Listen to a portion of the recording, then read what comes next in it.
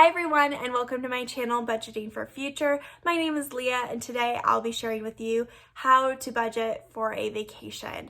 Now, with the world opening back up, I know a lot of people are out there starting to consider going on vacation again, and I'm here to share with you guys exactly how I decided to budget for a vacation. Now, when we originally started talking about going on vacation, we did so only after we had gotten vaccinated, and there were a few things that we needed to first chat about before the planning really began. And that was what our vacation meant to us and the values we wanted it to have within it. So the first step to really planning for a vacation is trying to picture what it is, what it's supposed to be. And I did my planning with my husband, so I'll be talking about our experiences together. And so we sat down and we chatted and we said, all right, my vacation, I want to enjoy myself. I want to be entertained.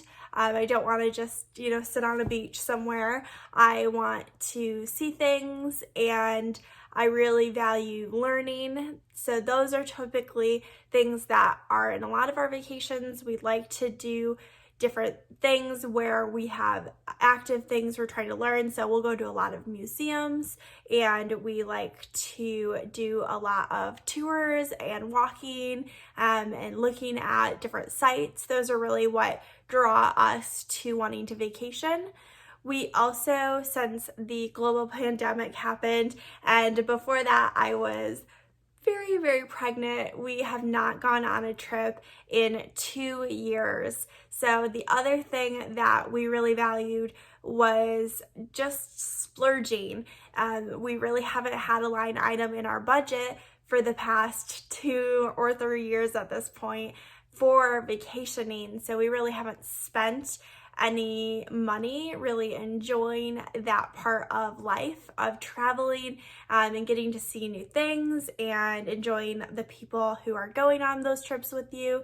So it was important to us that we build a budget that allowed us to really splurge. So you'll definitely see that as a common theme in the budget that we have created for this trip. We also have a 1-year-old daughter, so it was important to us that we stay fairly close to home. She's not going on the trip with us, but she will be staying with family, and we wanted to make sure that we weren't doing any crazy plane rides to do our vacation. So we first settled on a destination with all of those things in mind, and we will be traveling to Mackinac Island in Michigan later this summer.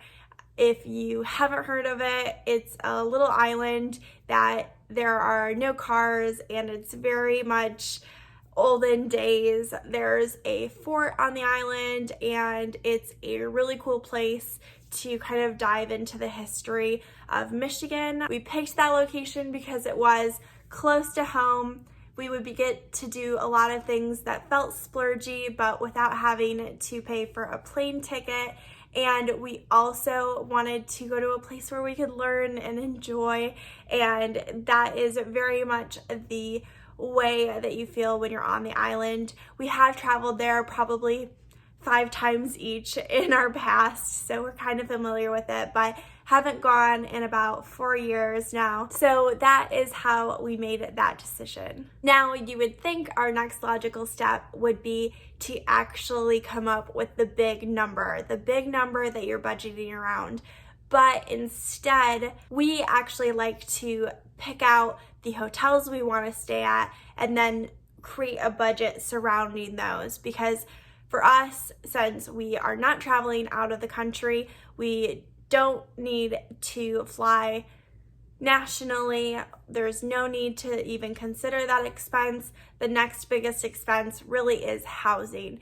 So we first decided on the different hotels we would need, and because we picked 3 different nights to stay places, we're spending about $800 just on hotels. So that's the base amount that we will be spending on our vacation. From there, we decide how much we want to spend on each of the intervals of days surrounding those nights and exactly what we plan on doing during that time.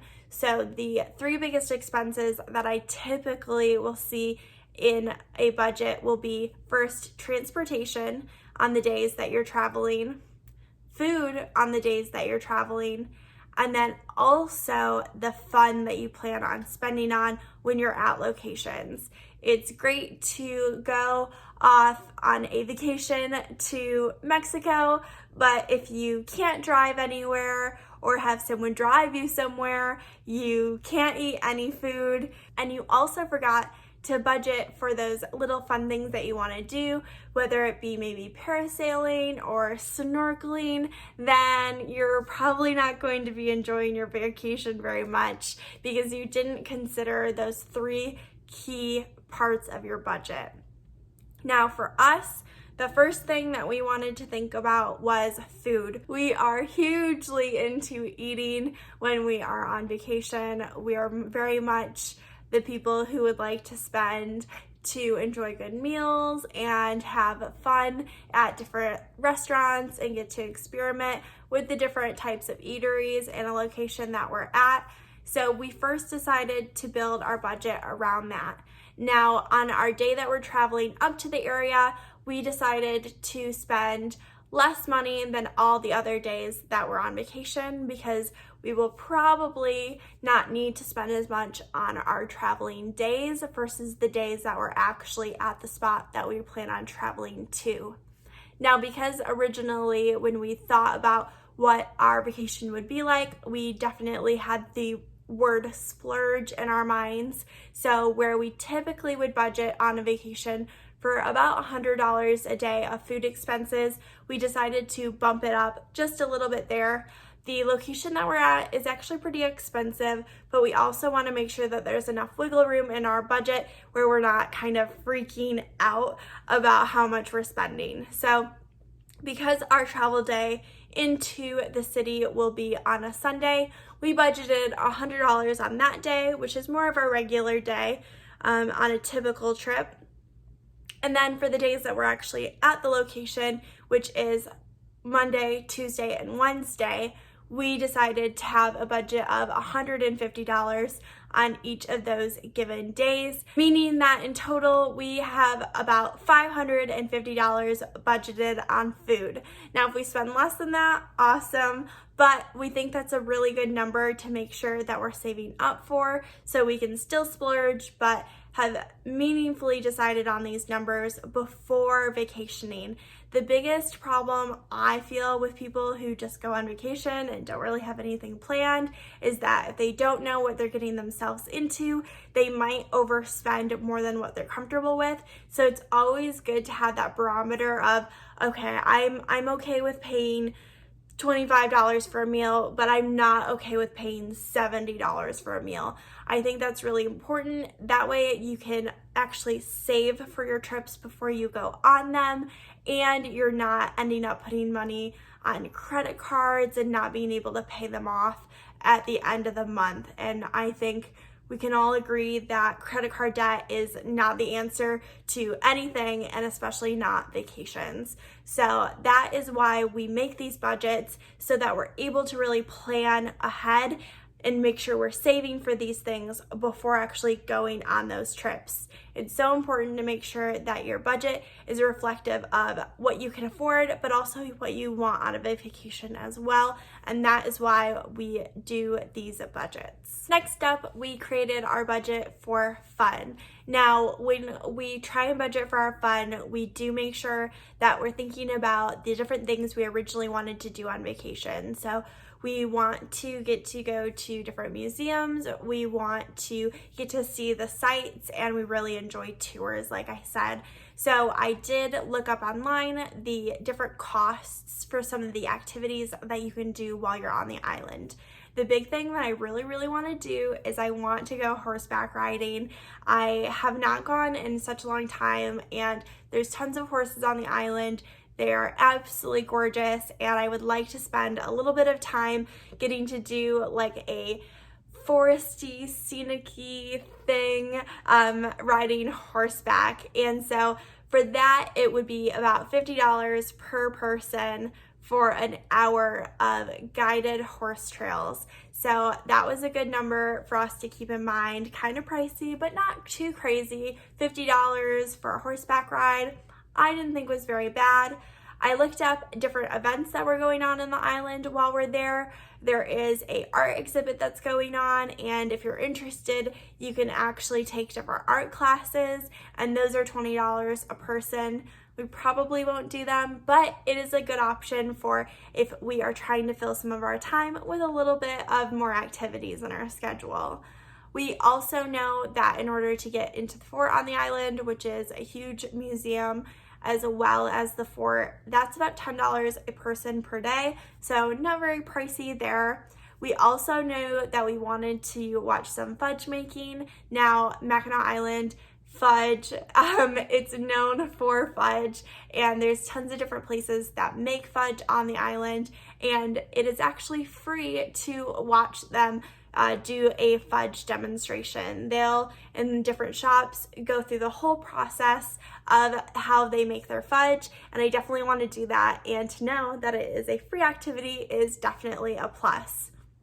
They are also having a Shakespeare's festival while we were up there, and that is also free, so they'll be performing not only Romeo and Juliet, but also Much Ado About Nothing, or Much Ado About Nothing, and so that is another option for how we can enjoy our vacation but also not have to spend money.